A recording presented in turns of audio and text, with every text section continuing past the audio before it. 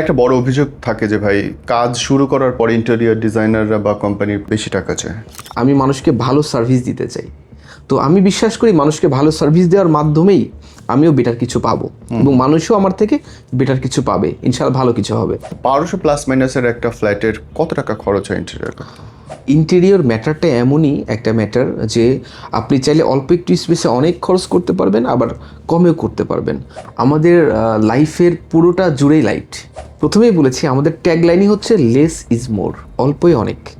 ঘর বা ব্যবসা প্রতিষ্ঠান বড় হোক আর ছোট হোক, সবাই চায় সেটা যেন পরিচ্ছন্ন লাগে, সুন্দর লাগে, অ্যারোস্টোকেট লাগে এবং নিজের পারপাসটা সার্ভ হয়।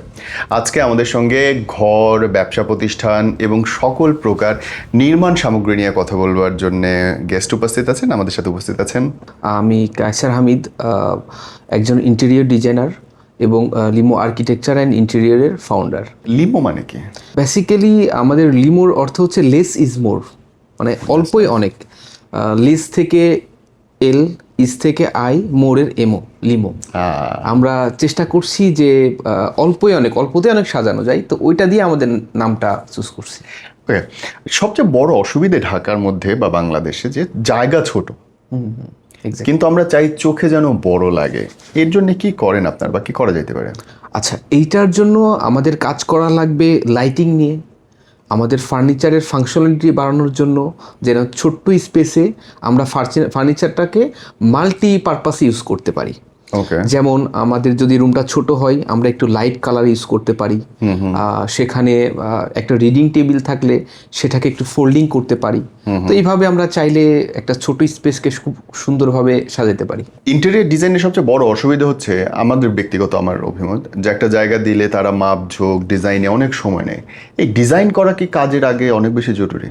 অবশ্যই ডিজাইন করাটা জরুরি, কেননা আমরা ইমপ্লিমেন্টে চলে গেলাম, তখন গিয়ে মনে হইলো যে এইটা এই জায়গার জন্য পারফেক্ট না, তখন আপনাকে কী হবে, টোটাল ম্যাটেরিয়ালটা ওয়েস্ট হয়ে যাবে। টোটাল আপনার প্ল্যানিংটা যেভাবে আপনি চাচ্ছেন, যে ফিলটা চাচ্ছেন রুম থেকে, সেটা আপনি পাবেন না, মানে স্কেলটা মিলবে না। সো আমাদের ইমপ্লিমেন্টের আগে অবশ্যই জরুরি যে আমরা কমপ্লিট ডিজাইনটা করে ফেলি, যে এক্স্যাক্টলি কী দাঁড়াবে আলটিমেটলি। তখন আপনার যদি ডিজাইন দেখে মনে হয় যে এটা এক্স্যাক্টলি হচ্ছে না বা যাচ্ছে না, তখন আপনি একটু চেঞ্জ করতে পারবেন। ইন্টেরিয়রের জন্য কোনটা আগে কোনটা পরে, এই ক্রমটা কি? কোনটা আগে কোনটা পরে বলতে এটা কি আপনি বোঝাচ্ছেন ডিজাইনটা আগে না ইমপ্লিমেন্ট পরে, না হচ্ছে কালারের কাজ আগে? পরে কোনটা করতে হবে? আচ্ছা, আমি যদি শুরু থেকে বলি, আপনি মনে করেন একটা ফ্ল্যাট নিয়েছেন, এখন এটাকে ইন্টেরিয়র করাবেন, আপনি বুঝতে পারছেন না আমি কোথা থেকে শুরু করব। সঠিক। কিন্তু আপনি ফ্ল্যাটটা যদি 100% কমপ্লিট নিয়ে ইন্টেরিয়র চিন্তা করেন, এখানে আপনি কিছুটা লসে পড়তে পারেন। আপনাকে ফ্ল্যাটটা কেনার পরেই ডেভেলপার তো কমপ্লিট করে না, মাত্র ব্রিক ওয়াল করতেছে। সেই সময় থেকে আপনাকে প্ল্যানিং নেওয়া লাগবে, একটা ইন্টেরিয়র ডিজাইনের সাথে আলোচনা করতে হবে, আমার টেস্ট এটা, আমার ফ্যামিলি মেম্বার এতজন আছে, আমি এমন চাচ্ছি।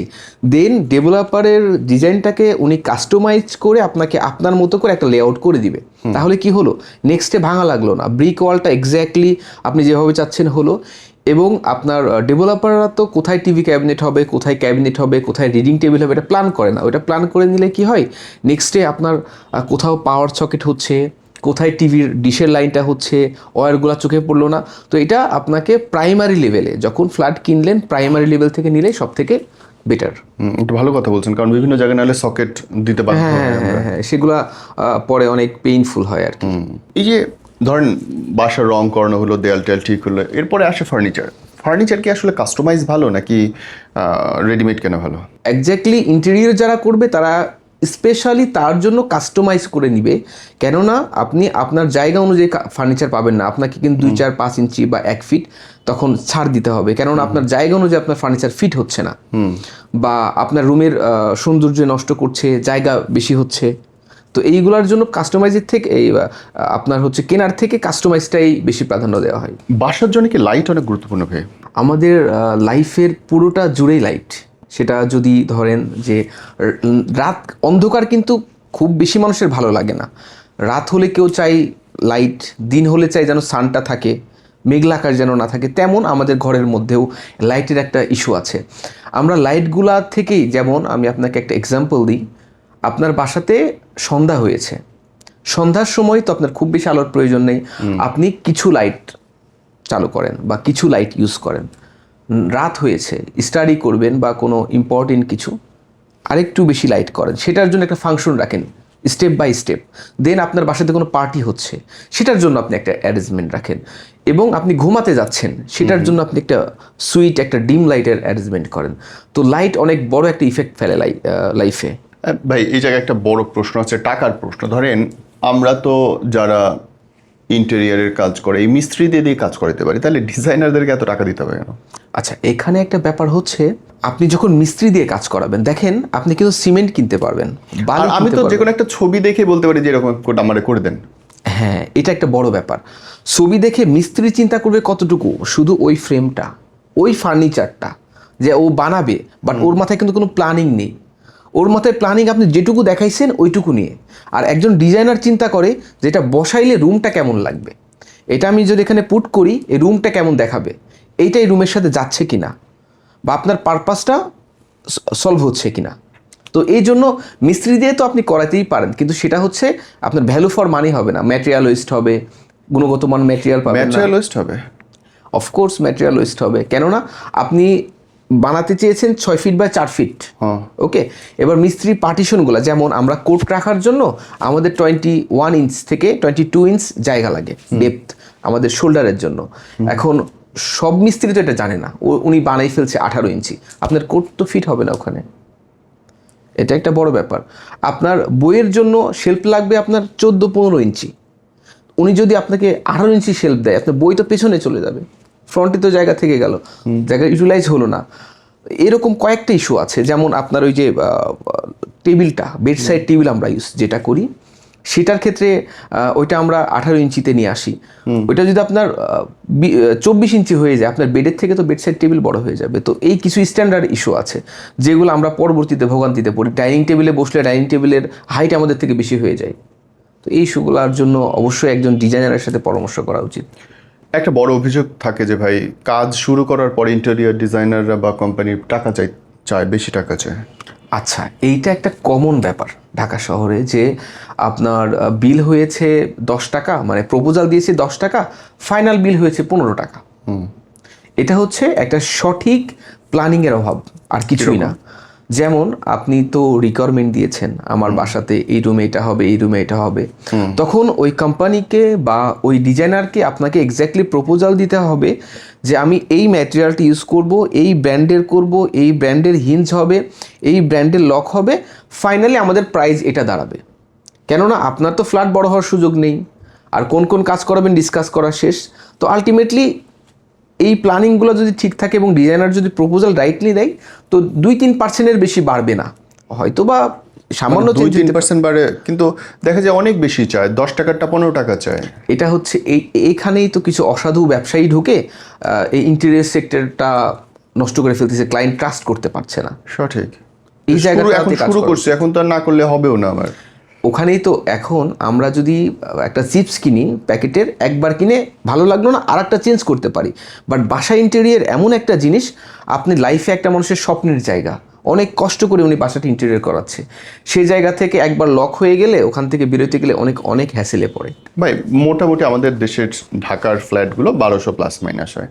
1200 প্লাস মাইনাসের একটা ফ্ল্যাটের কত টাকা খরচ হয় ইন্টেরিয়র করতে মোটামুটি? এখানে ইন্টেরিয়র ম্যাটারটা এমনই একটা ম্যাটার যে আপনি চাইলে অল্প একটু স্পেসে অনেক খরচ করতে পারবেন, আবার কমেও করতে পারবেন। একটা কথা আছে না, ভ্যালু ফর মানি। আচ্ছা, আপনি একটা যদি স্ট্যান্ডার্ড লেভেলে মোটামুটি একটা 1200 স্কোয়ার ফিট করতে চান, আপনি 12 থেকে 15 লাখ খরচ করতে পারেন।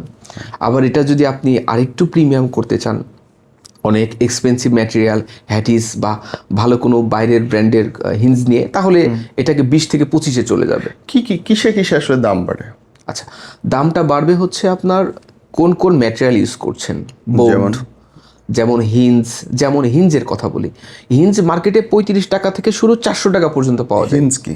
হিঞ্জ হচ্ছে কবজা, যেটা পাল্লাটাকে ধরে রাখে। এই যে দরজার কবজা যেগুলো, এগুলার মধ্যে আবার অনেক ভেরিয়েন্ট থাকে, কিছু এমএস থাকে, জং ধরে যায়, এইগুলা খুলে পড়ে যায়। তারপরে হ্যান্ডেল যেগুলো হয়, তারপর প্রতিটা ম্যাটেরিয়াল আপনাকে প্রিমিয়াম সিলেক্ট করতে হবে, মানে লং টাইম এবং প্রিমিয়াম ফিল পেতে হলে। যেমন হিঞ্জের মাঝখানে যে স্প্রিংটা থাকে, ওটা অনেক সময় এমএস দিয়ে ফেলে খরচ বাঁচানোর জন্য। সেটা দিলে কি হয়, পাল্লা খুলে পড়ে যায়, পাল্লা এক পাশে ফাঁকা হয়ে গেছে, এটা অনেক বড় সমস্যা। ইন্টেরিয়র ধরেন আমি একটা নতুন ফ্ল্যাট আমি ইন্টেরিয়র করাতে চাই, তাহলে আমার কোনো ইন্টেরিয়র ফার্মের সাথে কথা বলার সময় কি কি বিষয় মাথায় রাখতে হবে ভাই? আপনি যখন একটা ইন্টেরিয়র ডিজাইনের সাথে কথা বলবেন তখন মাথায় রাখতে হবে আপনার আপনার যে হচ্ছে টোটাল রিকোয়ারমেন্ট, আপনি কি চাচ্ছেন, কোন ফিল চাচ্ছেন, ইভেন আপনার ফ্যামিলি মেম্বার কতজন আছে, আপনি কোন পারপাসে কোন রুম ইউজ করবেন, আগে তাকে ফাইনালি এই ইনফরমেশনটা দেন কমপ্লিটলি। উনি যদি একদিন ওয়েল ডিজাইনার হয়ে থাকে আলটিমেটলি উনি ক্যাচ করবে এবং আপনাকে একটা বেটার ফিডব্যাক দিবে। তো আপনাকে আপনার যে রিকোয়ারমেন্ট এটা আপনাকে কমপ্লিটলি ভালোভাবে দেওয়ার মতো একটা ক্যাপাসিটি রেডি করা লাগবে বা একটা প্ল্যানিং করা লাগবে। তারপর দেন ওনাকে একটা ফিডব্যাক দিলে উনি আপনাকে একটা প্রেজেন্টেশন দিবে যে হচ্ছে আপনার যেটা দিয়েছিলেন এটা অনুযায়ী এমন এক কিছু দাঁড়াইতে পারে। দেন আপনি ওর প্রেজেন্টেশনটা চয়ের জন্য ওনাকে বলেন ওকে ফাইন আপনি ডিজাইনে চলে যান। দেন ডিজাইন নিয়ে বসার পরে আপনার মনে হইতে পারে এখানে মনে হয় একটু চেঞ্জ হতে পারে, তখন আপনি ডিজাইনারের সাথে কথা বলে এটা কেমন করা যায় কিনা, তখন ডিসকাস করে এইভাবেই 2-4টা মিটিং করলে একটা পারফেক্ট একটা প্ল্যানিং, পারফেক্ট একটা ডিজাইন চলে আসে। আর কাজ করার সময় কি কি জিনিস খেয়াল রাখতে হবে একটা মালিকের? কাজ করার সময় মালিকের আমার মনে হয় বাংলাদেশের প্রয়োজন যে যখনই ম্যাটেরিয়াল ঢুকলো সাইটে ম্যাটেরিয়ালগুলো দেখা, আমার যে কোটেশনের সাথে যেটা আছে, আমার বিওকিউতে যেটা আছে, যেই ব্র্যান্ডের দেওয়ার কথা এটা আসলো কিনা, আর হচ্ছে আমাকে যে কালারটা দিয়েছে এক্স্যাক্টলি সেই ম্যাটেরিয়ালটা আমি পাচ্ছি কিনা, আর ডিজাইন অনুযায়ী কাজটা হচ্ছে কিনা মাঝে মধ্যে ঘুরে দেখা। তবে ভালো কোনো কোম্পানির কাছে গেলে অবশ্য তাকে এগুলো চিন্তা করতে হয় না, কেননা আমরা যারাই ইন্টেরিয়র করি তাদের সময় নেই ম্যাটেরিয়াল কেনার, তাদের সময় নেই এটা গোছানোর, প্ল্যানিং করার। দ্যাটস ওয়াই উনি আমাদের মতো প্রতিষ্ঠানের কাছে আসে। তো তাকে এই সার্ভিসটা ভালোভাবে দেওয়াই যে তার সময় নেই, উনি দেখার টাইম পেলে তো আর আমাকে দিত না। তো এখানে এক্স্যাক্টলি আপনার বিশ্বাসটাই বেশি কাজ করে, তবে সুযোগ পেলে ম্যাটেরিয়ালটা একটু দেখা উচিত কোন ব্র্যান্ডের দিচ্ছে না দিচ্ছে, বিশ্বাস তো অন্ধবিশ্বাস করা ঠিক না। ভাই ইন্টেরিয়র নিয়ে আপনার কত বছর? আমি ইন্টেরিয়র নিয়ে আছি আজকে 8 বছর ধরে। তো আমি স্টার্ট করেছিলাম একটা কোম্পানিতে জবের মাধ্যমে, দেন আমি জবটাকে কুইট করে আমি হচ্ছে একটা ভালো গভর্নমেন্ট প্রতিষ্ঠানে কনসালটেন্ট হিসেবে ছিলাম। দেন জব করতে করতে আমার মনে হয় আমি যেহেতু স্টাডি করেছি, ডিপ্লোমা করেছি আর্কিটেকচার অ্যান্ড ইন্টেরিয়রের উপরে। কোথায়? এটা হচ্ছে নওগাঁ পলিটেকনিক্যাল থেকে, এবং গ্র্যাজুয়েশন করেছি সিভিল অ্যান্ড এনভায়রনমেন্টাল ইঞ্জিনিয়ারিং থেকে। সো এখানে ইন্টেরিয়র, এনভায়রনমেন্ট অ্যান্ড মেক করার, ইমপ্লিমেন্ট করার জন্য যে সিভিল, তিনটা আমার মধ্যে আছে। তো আমার মনে হয়েছে যত বড় প্রতিষ্ঠানই হোক বা স্মার্ট স্যালারি হোক, আমার জন্য এটা না, আমি মানুষকে ভালো সার্ভিস দিতে চাই। তো আমি বিশ্বাস করি মানুষকে ভালো সার্ভিস দেওয়ার মাধ্যমেই আমিও বেটার কিছু পাবো এবং মানুষও আমার থেকে বেটার কিছু পাবে, ইনশাআল্লাহ ভালো কিছু হবে। কতগুলো প্রজেক্ট আপনার মধ্যে হ্যান্ড ওভার করেছেন? রাইট নাও আমরা রেসিডেন্সিয়ালের কথা যদি বলি, আমরা 70 থেকে 75টা প্রজেক্ট করে ফেলেছি। 75টা রেসিডেন্ট করে ফেলেছেন? হ্যাঁ ইনশাআল্লাহ করে ফেলেছি, কিন্তু কমার্শিয়ালে আমাদের কিছুটা কম, 25-26। রাইট নাও আমরা কমার্শিয়াল স্পেসে আপনি ইলিয়ন পাঞ্জাবি ব্র্যান্ড, এক্সপেন্সিভ নাম শুনেছেন, ওদের কাজ করছি। সুইস সিরামিক খুব রেপুটেড কোম্পানি, তাদের কাজ করছি। এবং স্পেকট্রা প্রপার্টিজ, মোবাইল বাজ বিডি, সানজি গ্রুপ, এদের সাথে আমরা রাইট নাও কাজ করছি, ওদের বিশ্বাস অর্জন করতে পেরেছি ইনশাল্লাহ। মাশাআল্লাহ, অনেক কাজ করে ফেলছেন আপনার এই 8 বছরে। হ্যাঁ ইনশাল্লাহ ট্রাই করতে। আপনাদের মোটো কি ভাই? আপনাদের কোম্পানি মোটোটা কি? আমাদের প্রথমেই বলেছি আমাদের ট্যাগলাইনই হচ্ছে লেস ইজ মোর, অল্পই অনেক। আপনি ঘর সাজাইতে খুব বেশি কিছুর প্রয়োজন নেই, আপনি বোর্ড কিনে আপনি ম্যাটেরিয়াল দিয়ে রুম ভরাই ফেললেন, ব্যাপারটা এরকম না। আপনি অল্প কাজ করেও রুমটাকে সুন্দর দেখাইতে পারেন, যে সেটার জন্য প্লেসটা জরুরি, কোন প্লেসে কোনটা দিচ্ছেন। আপনি দরজার সামনে যদি বেড দিয়ে দেন এটা তো অকওয়ার্ড লাগবে, আপনি যখন রেস্ট নেবেন বা ঘুমাবেন খারাপ লাগবে, একদম দরজার সামনে দিয়ে হেঁটে যাচ্ছে। আপনি কিচেনে যাচ্ছেন, আমরা কিচেনটাকে সাজানোর ট্রাই করি। কিচেন যখন সাজাই তখন কয়েকটা জিনিস মাথায় রাখি, যে অনেকে একটা ভুল কনসেপ্ট আছে যে চুলাটা জানালার পাশে হবে, সিঙ্কটা এই পাশে হবে। তাদের কনসেপ্ট কি চুলার যে হট যে এয়ারটা বের হয়ে যাবে জানালা দিয়ে, এটা খুবই ভুল কনসেপ্ট। কেননা জানালা দিয়ে বাতাস ঢুকবে, তার মানে হিটটা আপনার শরীরে লাগবে। তো চুলাটাকে আপনাকে জানালা থেকে দূরে রাখতে হবে, জানালার পাশে আপনাকে সিঙ্কটাকে বসাইতে হবে, তাহলে সানলাইট এসে আপনার সিঙ্কটা শুকনো থাকবে এবং ওখান থেকে তেলাপোকা বলেন ছোট কোনো কিছু জন্মাবে না। সেকেন্ড কথা, ফ্ল্যাট কেনার আগে আরেকটা জিনিস মাথায় রাখা উচিত, আমরা যে কিচেন নির্বাচন করি কিচেনের জানালাটা সবসময় পশ্চিমটা অ্যাভয়েড করা উচিত। কেন আপনি মাথায় রাখবেন আমাদের কিন্তু সূর্য কিন্তু বেশিরভাগ সময় পশ্চিমে থাকে। তো আমরা যারা কুক করব তখন তাদের কিন্তু খুব কষ্ট হবে পশ্চিমে, এইগুলো একটু মাথায় রাখা উচিত। আরও কিছু ব্যাপার আছে, একজন ইন্টেরিয়র ডিজাইনারের সাথে আপনি কথা বললে বা আপনার ফ্ল্যাট নিয়ে কথা বললে আপনি বুঝতে পারবেন যে আমার মিস্টেক কোথায় হচ্ছে। মানে আমরা যেটা চিন্তা করি একটা ক্যাবিনেট বানাইলাম, শাটার দিলাম, ওকে ফাইন হয়ে গেল, ব্যাপারটা এরকম না। সেটাকে আরও বেশি ফাংশনালিটি করার সুযোগ আছে। জায়গা যেন নষ্ট না হয়, আপনাকে যেন এটা স্মার্ট দেখতে হয়, এবং আপনি ড্রয়ার করলেন, ড্রয়ারগুলো কিছু ভেতরে নেন, কিছু বাইরে নেন, অনেক কাজ করার সুযোগ আছে। যখন একজন একটা ইন্টেরিয়র ডিজাইনারের সাথে বসে উনি বুঝতে পারে এক্স্যাক্টলি ব্যাপারটা কী দাঁড়াচ্ছে এখানে। এবং এক্ষেত্রে তো মালিক পক্ষের খুব বিপদ, কারণ তারা জানে না বা অনেকাংশ বোঝা যায় না যে শিক্ষিত কিনা, কোর্স করা কিনা, পড়ালেখা জানা কিনা, অভিজ্ঞ। এই জায়গায় মালিক পক্ষ কী করতে পারে বলেন তো?